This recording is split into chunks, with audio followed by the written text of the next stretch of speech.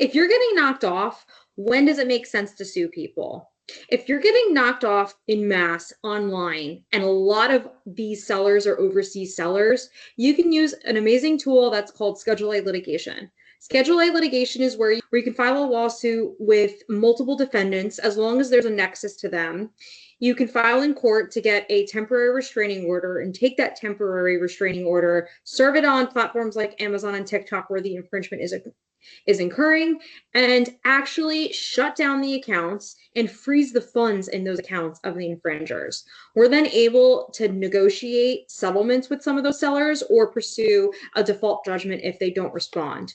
If they come back and fight, that's always something you have to think about, and that could increase costs. But really, these cases are phenomenal because they allow you to shut down the stores permanently and get back some recovery. Schedule A litigation is getting a bad rap. People are saying that this is going away, that there's due process issues. The reality is you are able to use this as a tool as long as you're doing these cases the right way.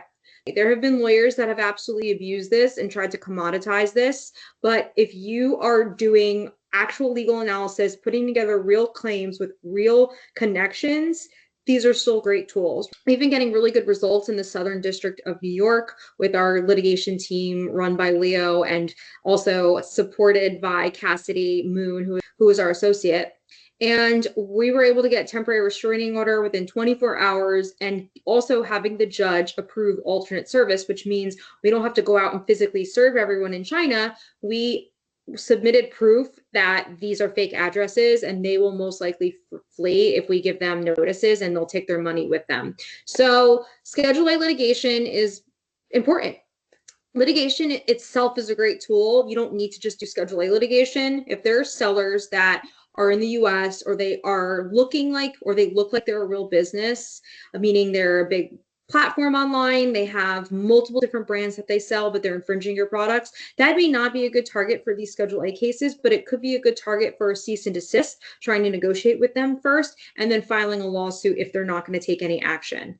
Takedowns are still an important tool, but when you are fighting knockoffs in mass, people feel like takedowns are the best tool, but in reality, they're not. This is a game that the counterfeits and knockoffs know how to play. They want you to play takedowns. They want you to put them on notice, let them know what you're looking out for. They'll change some of the things. They'll even use AI now to modify some of the photos so you can't really get them taken down directly with copyright. And it gives them time just to get bigger, faster, stronger.